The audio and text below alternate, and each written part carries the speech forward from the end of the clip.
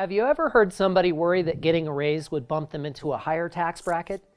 The idea that having a higher salary could somehow mean making less money sounds wrong, and it is.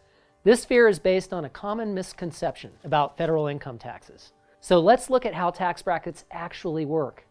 The main misconception is that being in a certain tax bracket means that all your income gets taxed at that rate. That's not how it works. U.S. federal income taxes are progressive, which means additional income is taxed at a higher rate. But, and here's the key, tax rates are marginal, which means not all your income is taxed at the same rate.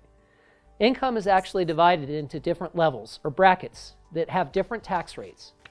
Each dollar of income is only taxed at the rate of the bracket it falls into. Think of these brackets like a series of buckets. Each bucket holds a certain amount of money and is taxed at a certain rate. The government determines the size and rates for each bucket and usually adjusts them each year. The ones we're showing here are for 2020. So, suppose your taxable income was $55,000. As of 2020, the first bucket holds $9,875 and is taxed at 10%.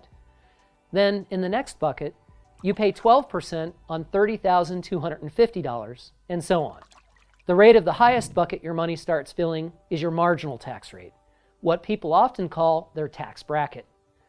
So, in this example, only $14,875 of taxable income is taxed at 22%.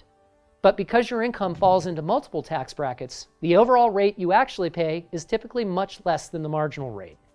The percentage you actually pay in taxes is called your effective tax rate. However, determining your effective tax rate is more complicated than just taking your salary and averaging all the brackets it would fit into. That's because not all your income actually gets taxed.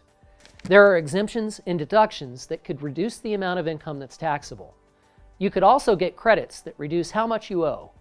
We won't get into the details in this video, but the IRS provides calculators that can help you determine your taxable income.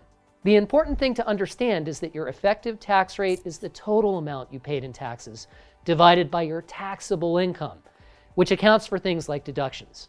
So next time you worry about which tax bracket you fall into and how big that new percentage is, remember that it's just your marginal tax rate. Your effective tax rate, the amount you're actually paying, is likely much lower.